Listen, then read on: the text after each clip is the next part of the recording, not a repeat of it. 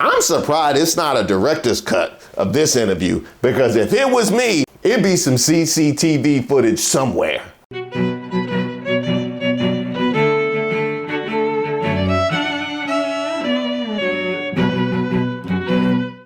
Hi, welcome to Street Politics. My name is Reese. Don't forget to like the video and subscribe to the page, and shout out to all of our new members here on the channel. Yeah, I got on my pink for Breast Cancer Awareness Month, and shout out to the subs here on the channel who made sure that I got that in. Also, while we're on the topic of giving shout outs, I see you, Georgia, out here breaking records with early voting. Take a look at these lines from earlier today, where more than 300,000 ballots were cast, nearly 3 times the record turnout in 2020, which saw 130,000 people vote on the first day of early voting. With 21 days until Election Day, Georgia is one of several battleground states where in-person early voting kicks off this week, including North Carolina on Thursday and Nevada on Saturday. Respect. Those of you in jurisdictions where you can't vote already, make sure you get that done. And yeah, yesterday had me feeling a ways when Vice President Kamala Harris took on Fox News. He thought he was going to bring her in and bully her, and that is what Fox News's goal clearly was when it came to this interview. And yes, you hear the police. You hear the police car out there. They need to call the police to come help Bret. I hope they come in for Bret. Now, thanks to everybody who showed up to my live watch party. We'll be trying to do some more of those from here through the election. But I gotta ask, if you watch Fox News, I'm trying to figure out how you process what it is that you saw. Because if you watch Fox News, you got to be so filled with disinformation, you probably think Tubi makes documentaries. But there are two things that we know. There are two things we know for an absolute fact. That Donald Trump is far too scared to go on CNN or MSNBC. We know that. You can give me whatever excuses you want. You know that he wouldn't go into enemy territory the way that Kamala Harris just did. That's the first thing we know. The second thing we know is that he's the one who's too scared to debate. You can give me your excuses about why he's too scared to debate. Really, that is just far too long for him to be away from a porta potty. You can give me whatever excuses you want. Those are just the facts. He's the one who won't debate. And unlike what Kamala Harris just did, he will not go on CNN or MSNBC. But then according to Fox News, Kamala's the one who's not prepared. She's the one who's not a real leader. She's the one who's not ready for the world stage. And she's the one who's not willing to take tough questions. See, even your misinformation don't make sense when you say it out loud. How do you say all of those things out loud and that makes sense to you? Trump won't debate. Trump won't go into enemy territory. Kamala's the one who's not ready for the national stage and not ready to face tough questions. Maybe that's the answer. Maybe you just have to repeat the things that Fox News is feeding you out loud, and then you realize just how bamboozled, led astray, and run amok you are. We have been hoodwinked, bamboozled, led astray, run amok. But ultimately, it really doesn't matter, because we don't need Donald Trump to take tough questions, because he gonna mess up all on his own. What about consumers, people out there? They're going to be the biggest beneficiaries. Yeah, critics say your tariffs will end up being like a national sales tax. Nope. Because the countries if you have America at the moment has $3 trillion worth of imports, you're going to add tariffs to every single one of them. That is going to push up the cost for all those people who want to buy foreign goods. Now, what's going that to is just happen? simple mathematics, President Trump. Okay, now that we got that out the way, let's make another thing clear. Bret Baier tried it. He really did. Election night in 2020, when he urged network executives to overrule the decision desk calling Arizona for Joe Biden in order to make amends with right-wing viewers. He admitted to pressing Fox News to slow walk their calls, including in Nevada, which ultimately also went to Biden. Actually, that wasn't even what I was referring to, but he tried that too. If he's as bad as you say, that half of this country is now supporting this person who could be the 47th president of the United States, why is that happening? This is an election for president of the United States. It's not supposed to be easy. I know, but it's not supposed to be. It is not supposed to be a cakewalk. So are they misguided, the 50%? Listen, are they stupid? What is God, it? I would never say that about the American people. And in fact, if you listen to Donald Trump, if you watch any of his rallies, he's the one who tends to demean and belittle and diminish the American people. He's the one who talks about an enemy within, an enemy within, talking about the American people, suggesting he would turn the American military on the American people. We asked that question to the former president today. Harris Faulkner had a town hall, and this is how he responded. I heard about that. They were saying I was like threatening. I'm not threatening anybody. They're the ones doing the threatening. They do phony investigations. I've been investigated more than Alphonse Capone. He was the greatest gangster. No, it's true. No, but think of it. It's called weaponization of government. It's a terrible thing. We asked that question to the former president today. Harris Faulkner had a town hall, and this is how he responded. I heard about that. They were saying I was like threatening. I'm not threatening anybody. They're the ones doing the threatening. They do phony investigations. I've been investigated more than Alphonse Capone. He was the greatest gangster. No, it's true. No, but think of it. It's called weaponization of government. It's a terrible thing. Kamala Harris has said you sounded unhinged, and unchecked power is in our future. What do you say about that? I thought it was a nice presentation. I wasn't unhinged. You know what they are? They're a party of sound bites. Somebody asked me, can they be brought together? You know, I never thought, really, I wasn't thinking like they could, because they're very, very different. And it is the enemy from within, and they're very dangerous. They're Marxists and communists and fascists, and they're sick. I use a guy like Adam Schiff because they made up the Russia hoax. It took 2 years to solve the problem. Absolutely nothing was done wrong, et cetera, et cetera. They're dangerous for our country. We have China, we have Russia, we have all these countries. If you have a smart president, they can all be handled. The more difficult are, the Pelosi's, these people, they're so sick and they're so evil. If they would spend their time trying to make America great again, it would be so easy to make this country great. But when I heard about that, they were saying I was like threatening. I'm not threatening anybody. They're the ones doing the threatening. They do phony investigations. I've been investigated more than Alphonse Capone. He was the greatest gangster. No, it's true. No, but think of it. It's called weaponization of government. It's a terrible thing.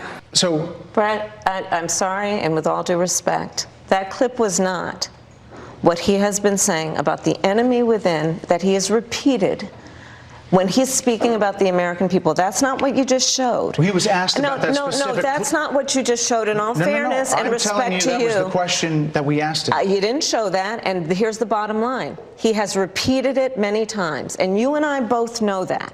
And you and I both know that he has talked about turning the American military on the American people. He has talked about going after people who are engaged in peaceful protest. He has talked about locking people up because they disagree with him. This is a democracy. And in a democracy, the President of the United States, in the United States of America, should be willing to be able to handle criticism without saying he'd lock people up for doing it.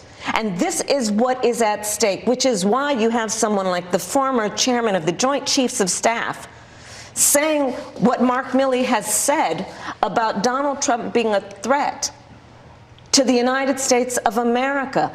Got caught in 4K trying to perpetrate a fraud during an interview with one of our presidential candidates. Now, I'd have just walked off set. I'd have just walked off set because I come from a world where if you tried to do that to me, you can't then reset and pretend to give a legitimate interview. Like, it's over.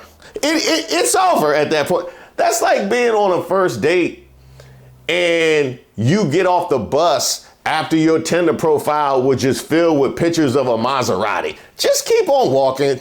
You know what I mean? Just keep on walking. Nah, you know what? Just live to lie again another day. And shout out to Kamala Harris for calling a thing a thing. She called it out in real time. And what I need to understand, and that's why I opened the way that I did, talking about the mindset of somebody that watches Fox News. Like, how do you process that? Like, you just saw Fox News in real time.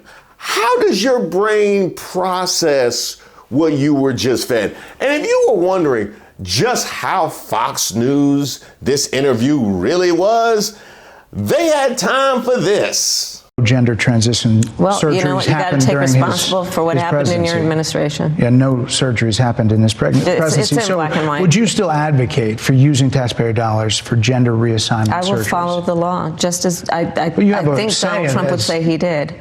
Now, Bret Baier, you had the nerve to come out and say that you wanted to ask the questions that the people really wanted an answer to, and this is what you had time for?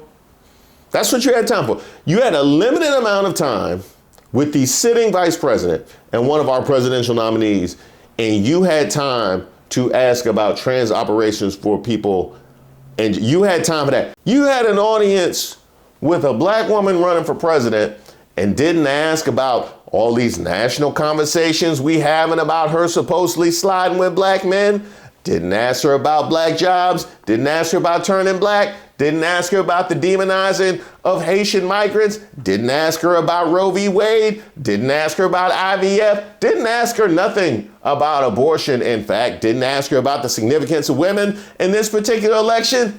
But you had time to ask about trans operations for people in jail. If I would have never watched Fox News ever before a day in my life, if somebody came down from Superman's planet, okay, the other person who came down with Superman that didn't have no powers and was weak, because you know his natural balance in the force. So if the weak person from Superman planet came down and you were trying to educate them on what exactly Fox News was, you sent them that clip.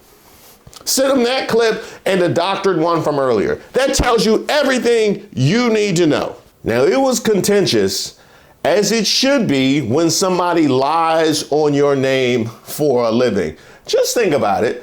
You know how angering it is when somebody lies on your name.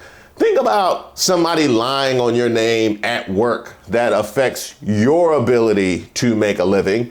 Then think about that person who lies on your name at work that affects your ability to make a living is actively making money. That is their business, is lying on your name for a living, calling out everything from your ethnicity to your competence to your husband to your children, to your family, to your father. Think about the amount of smoke that you would come in dealing with people who dealt with you in that way. I'm surprised it's not a director's cut of this interview, because if it was me, it dang sure would have been. It'd be some CCTV footage somewhere. This is how the whole thing started. You know, voters tell pollsters all over the country and here in Pennsylvania that immigration is one of the key issues that they're looking at this election, and specifically the influx of illegal immigrants from more than 150 countries. How many illegal immigrants would you estimate your administration has released into the country over the last 3.5 years? Well, I'm glad you raised the issue of immigration, because I agree with you. It is a topic of discussion that people want to rightly have. And you know what I'm going to talk about. Yeah, but right now, just a number. Do you think it's 1 million, 3 million? Brett, let's just get to the point. Okay, the point is that we have a broken immigration system that needs to be repaired. So your Homeland Security Secretary said that 85% of apprehensions. I'm not finished. We have an it's a rough estimate of 6 million people have been released into the country. And let me just finish. I'll get to the question, I promise you. I was beginning to answer. Now let's get a couple things clear. And I've been wanting to communicate this for a while. The fact that immigration has become such a wedge and a weapon for the right wing to attack Kamala Harris when we understand exactly what happened with the border bill is baffling to me, because how am I supposed to take you seriously for how significant you think that something is after you tried to politicize it? Like, how am I supposed to take you seriously that this is something that you actually care about after you got caught in 4K trying to politicize it and to run on it? I can't. And I don't understand how anybody else can, for that matter. Don't come to me and talk to me about illegals this and illegals that when you had an opportunity to fix the problem. That's number one. Number two, I don't particularly, despite the fact that Kamala pivoted to that point, I don't particularly like that answer. Number one, because we've heard it before, and while it's extremely effective with people like me and completely dead it in the water, it's not necessarily as effective with other people. The other reason why I don't particularly like that pivot is that you take Trump off the hook for how he handled the border. Why are we always ceding that Trump was amazing when it came to the border? That's where kids in cages came from Trump's border policy. The fact that he's been demonizing all immigrants. Oh, sorry, not all immigrants. Just the brown and black ones, not all immigrants, right? The fact that he's been demonizing anybody that didn't come in with his complexion, that comes from his border policy. In fact, while we're having all these national conversations about the black vote and black men, Latinos, what y'all doing? Huh? I need to know what y'all are doing, because he talks about y'all like the dogs the Haitians are supposed to be eating. And they're now happily living in the United States. You know, now a murderer, I believe this, it's in their genes. And we got a lot of bad genes in our country right now. In fact, here's where he was at this very moment. Action was taken, strong action. Ashley Babbitt was killed. Nobody was killed. There were no guns down there. We didn't have guns. But that was a day of love from the standpoint of the millions. It's like hundreds of thousands. Now, here's what really had me tight. Jocelyn Nungari, Rachel Morin, Laken Riley, they are young women who were brutally assaulted and killed by some of the men who were released at the beginning of the administration, well before a negotiated bipartisan bill. Former President Clinton actually referred to Laken Riley Sunday campaigning for you in Georgia, saying if those men had been properly vetted, Laken Riley probably would not have been killed. Oh, okay. You mean this Laken Riley? I feel like she's being used somewhat politically. How do you feel about that? It makes me angry. She was much better than that. She should be raised up for the person that she is. Which, by the way, I thought would have been an excellent reference for Vice President Harris at that exact moment in time. The fact that they are actually politicizing this months after he said that. But rare is it that we have such a display of the variance of value that we place on people's lives. Do you know how many black girls have gone missing this year? You know how many black girls have come up dead this year? Do you know the names of any of them, Bret Baier? And as somebody correctly placed in my chat when we were doing the live, how about Native girls? How about boys? How about Native boys? How about black boys? Do you know how many of them have come up missing or have turned up past since all of this? But let it be a migrant. The level of offense that I take at this is wild. In fact, apparently that's what you have to do, is to blame migrants. Then all of a sudden you get all this energy and attention on your lost child. Is that what it is? Because that did work for J.D. Vance, right? That is the MO, right? We churn up a story in order to direct attention where it's supposed to go. Man, why didn't black and Native people think of that before? We just blame migrants, and all of a sudden we get all this attention on our missing and lost girls. While we're on the topic of blaming migrants, let's let's go ahead and check on Trump again and see how he's managing to try and not do that for once. Action was taken, strong action. Ashley Babbitt was killed. Nobody was killed. There were no guns down there. We didn't have guns. But that was a day of love from the standpoint of the millions. It's like hundreds of thousands. Now, as I said earlier, I like to call a thing, and Kamala Harris just crushed this interview. She just absolutely crushed this interview. It was so bad for Fox News that in the aftermath, they had to bring out Eric Trump to try and put a happy face on this. Eric Trump. Where are all the analysts that would at least give you some semblance or expectation of objectivity?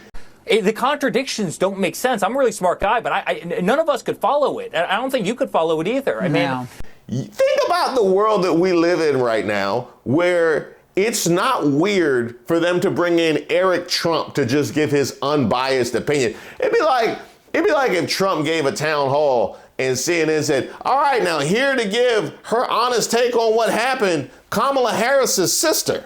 well, I mean, Laura, she's never actually had a real job, right? I mean, she's been in the federal government her entire adult life. She's never signed the front of a check. Wait a minute. I know he didn't say what I think he said. Well, I mean, Laura, she's never actually had a real job, right? I mean, she's been in the federal government her entire adult life. She's never signed the front of a check. Now, at this point, I need to holler at all of the MAGA men. I need all of the guys with your Trump flags and your MAGA hats and your Confederate placards on the back of your pickup. This is who you support? Just understand. Just so I'm clear. This trust fund baby who's claiming that a career public servant has never had a real job. I just want to make sure that's who you support. I'm just trying to make sure that's y'all's mans. I'm just trying to make sure, you know what I mean? I got to check on these things periodically. And yes, Trump, this is the man that you raised.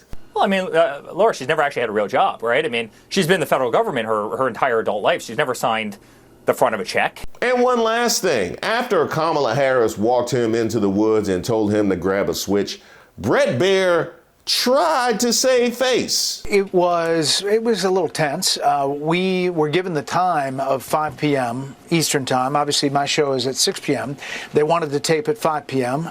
We said we were going to tape as live. In other words, roll the tape and then just turn that around unedited, uninterrupted, and but we had to do it before 5:15. Otherwise, we couldn't turn the whole machine around before the top of the 6 p.m. show. So we were waiting at 4:55, and then 5, and then 5:05, and then 5:10. At 5:17, the vice president walked out. So it did feel a little bit like they're icing the kicker or trying to. And originally they were talking about 25 minutes and they gave us 20 minutes. And I was fine with any time. I was really happy to get the interview.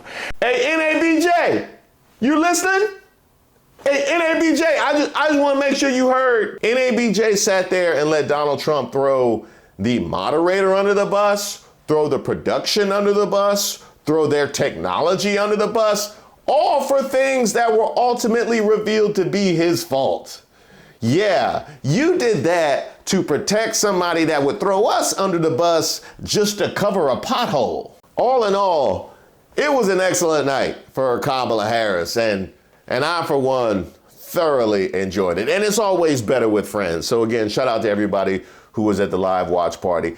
As far as you, Trump, I mean, you probably better off just not checking the TV when you get home. As you mentioned, and as we all know, Trump was convicted earlier this year, 34 felonies, after he paid Stormy Daniels to be quiet. He paid her 11 days before the 2016 election to not talk about her, what she described as her unpleasant experience having with him.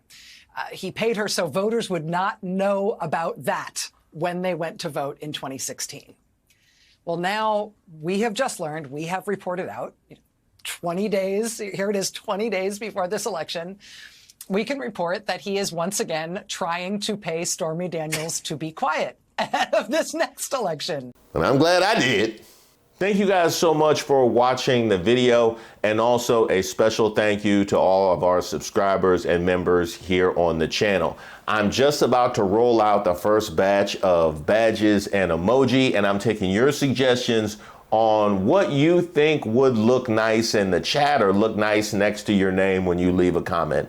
Email me at reese@reesewaters.com and let me know what your suggestion would be. We are on the precipice of 200K. What do? We throw a party? We do a special live? You know what? I'm gonna surprise you.